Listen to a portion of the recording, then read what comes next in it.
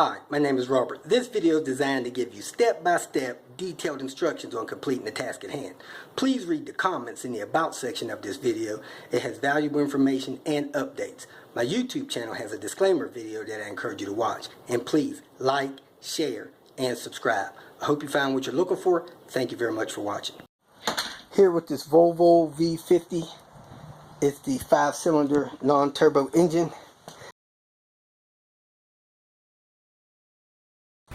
This job is kind of strange. There's a couple ways you could do it. The way I did it was remove the air filter box. ECU attaches to that. Actually took the engine mounts loose, jacked the engine up so that I can get the air filter box assembly out of the way. The other way you could do it is remove the intake manifold, which I don't recommend. So you do have to jack the engine up.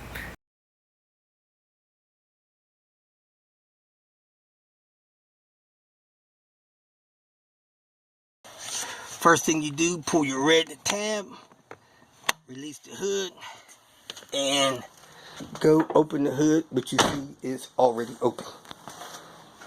Hood release, you stick your finger under the hood like this and move that toward the driver's side to get the hood all the way loose. The thermostat down here under this air box. So we're going to drain some of the coolant out into the drain pan, remove the air box, and then access the thermostat housing. Next, I'm going to disconnect the negative battery, purple and jack stands. Now I'm going to come down here, use a 10mm, get this splash pan removed. I got 3 across the front. I'll find the other ones.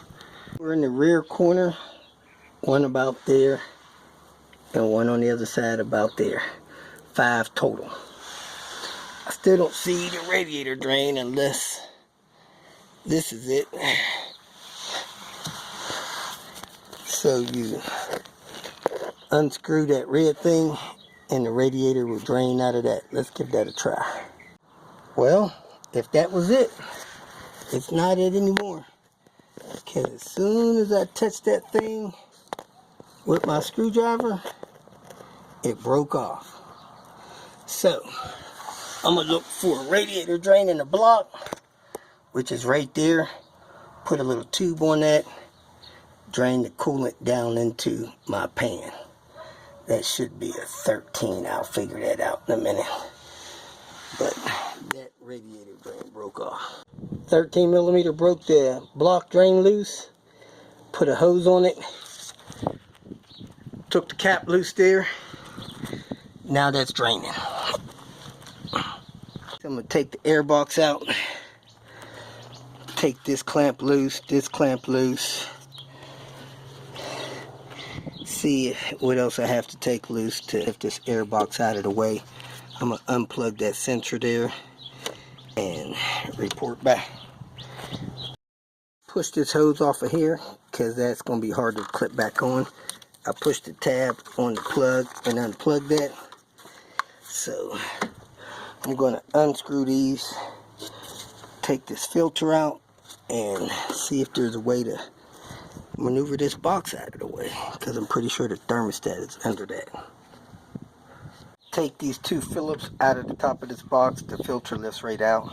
I'm going to take the 8mm out there, 8mm off there. That mount was brittle and broke. I lifted this up off of here. Let me check, see where else I have to lift this air box out at.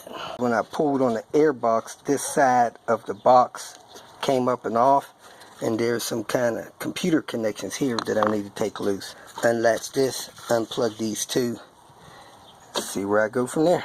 Work that over. I press the one down there on the side, work that up. So I'm trying to work this plug. Got the top plug loose. Got the bottom plug loose. Let me figure out what's next. Next, I had to put my hand down under the box here, pull this loose here, down under the box on the other side, and literally force this up and loose. Now it looks like I gotta take something loose there. Some kind of wire harness or something loose on a T30 maybe. T25 or T30. Box loose, you cannot get the air box out of the way to get at the thermostat on the front of the engine. So you gotta raise this coolant tank out of the way, take the motor mount loose there, take the bolt loose motor mount on the other side, under the engine, jack the engine up probably about 1 inch or 2 so you can get enough clearance to get this air box out. Jack the engine up until it started lifting the car.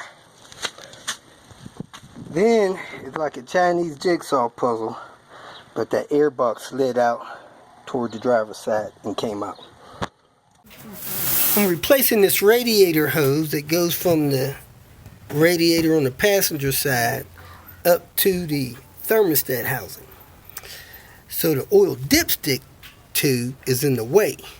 So you got an 8mm screw that goes in from the front of the car toward the back into the oil filter housing. So pull that out, then you should be able to get the oil dipstick out. Like I said, it's an 8mm. As usual, watch and pay attention to how that stuff is routed so you can put it back. We're going to put it right back right now and hook it on the thermostat. Here is the other octopus hose that goes on the driver's side of the engine. We're going to try to find all these connectors. 1, 2, 3, 4, 5. Take all those loose, snake that hose out of there, and then put this one in its place.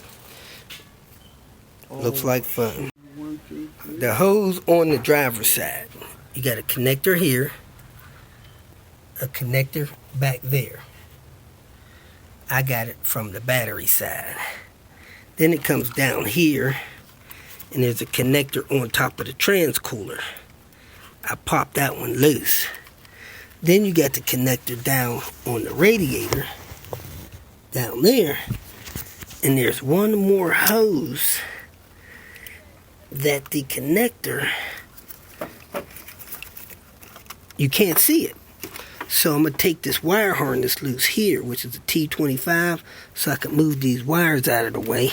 And I think that connector, maybe it's all the way down there on the bottom of that transcooler. So that may be the bottom of that. So let me follow that hose around and see if that moves. Yep, that's it. Bottom of that transcooler down there. So I'm may be able to get that from the bottom. I doubt it because the intercooler piping is in the way. So we're going to have to work on figuring that one out. I got that clamp loose there. I'm pretty sure I broke that loose. Yep, it's loose. Got this loose here. I had to cut this one off the transcooler. I had to cut that one off the transcooler down there. And I got this clamp loose here.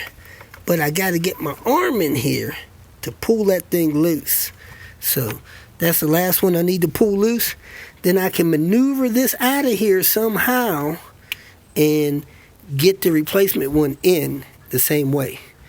So let me work on that. Trying to make sure I got this clamp on this hose the whole way around, top and bottom. It's hard to see the bottom of it. I guess I gotta get a flashlight, look from the wheel well. Got the hose installed, found that clamp there. Got this clamp here. I came around the wire harness here and down along the shifter cable. I gotta see if there's some kind of hose clip thing that's supposed to hold that. And then I got this hose in here, and I got the OEM clamps on the bottom and the top. A lot easier to see this stuff where it goes when it's blue. And I got that hose tightened on the radiator down there. So that's where I believe it's supposed to go. That's where I got it.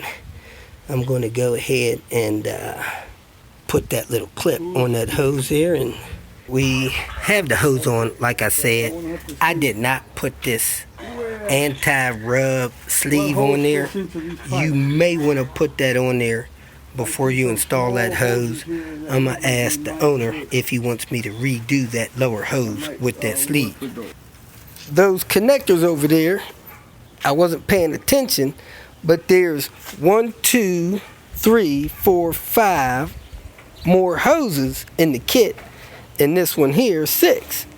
So these splices splice these hoses together like these hoses coming off the coolant reservoir are spliced together. I don't know why they got them knots in the lines, but anyway, you got a joint here on this one, and then over here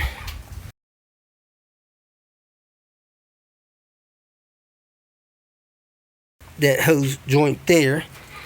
So we're going to piece together this arrangement that's in there. So this IPD kit comes with that octopus hose, the hose coming off the bottom of the bottle, the 2 hoses coming off the top of the bottle, and those metal joints and clamps, union all that stuff together. I got this hose off from the back of the block. As you can see, that top clamp was barely holding that thing on. Anyway, these squeeze clamps are not locking like they're supposed to. When you squeeze them, they're supposed to lock open. They're not. But anyway, I'm going to go ahead and get them on this silicone hose that came in the IPD kit. The hard part of using these new lines from IPD in those joints is cutting this funny band clamp that the manufacturer put on there somehow. That thing looks seamless. So you got to get that off, get this piece out of here, and not break it, because if you break that piece, you're going to be buying a new one from Volvo somewhere, probably attached to this expensive hose. So let me either cut it with a cutting wheel or get that off there some kind of way. This cutting wheel, put it on my drill, was able to cut through that clamp. We are on go. These joints we have, they have a open side and a narrow side. Not sure why, not sure if it matters. But what we're going to do is cut this at the joints and see if there's a size difference in the way this flows. I don't know what side's in and out, but I want to know if it matters on these joints we have. We cut that joint off of there. Here it is here. That's a wide open hole on both sides of that joint. So I'm not sure why this has a reducer in it. Then I go over to the bottle, and the bottle has a wide opening as well. It's not a small opening. So I don't see any reason why this should be reduced. Don't know if it has any benefits. So we're going to take a drill bit and open that up, because we don't want any restrictions in coolant flow. We checked the size of this adapter here, and it's larger than a 1/4 inch. Just barely larger than a 1/4 inch. And we squoze the drill bit in the large size of this adapter, and it's 11/64. So we're going to drill this through with the 11/64, and that's the size we're going to go with. And we're not sure on this small adapter yet, but we'll see if it's got the same size hole. Whatever size that is, we're going to go all the way through with that. This other small adapter that goes closer to the coolant bottle is a 3/16 bit going in the big side. That's what we're going to tap it with. This hose goes over here with a large joint, put 2 clamps on it. Then it comes down here to the small joint. I'm going to put 2 clamps on it, and you got 2 different size clamps. You got clamps with 17 to 19, and you got clamps 15 to 17. So this first hose I'm putting on that goes to the side of the block into the inner connection on the bottle, small joint, large joint. So we're gonna need a clamp. I got that one latched. I used the needle nose pliers, went in from the lower edge and got that latched in. The other one had those Oaklear clamps, so we're going to have to buy a clamp for that, and then the clamp for that hose back there, 2 worm clamps. The lower coolant bottle hose, the 2 upper hoses, I got them in the clip like that. I got that clamp pointing that way. It shouldn't damage anything there. I got these clamps pointing down. Roll around this way. I got those screws pointing toward the shroud, but they're not rubbing. They're in the holder there. Then I gotta go get a worm clamp for this. Put it over here on the radiator tip, which is aluminum. So we got these silicone hoses installed from IPD.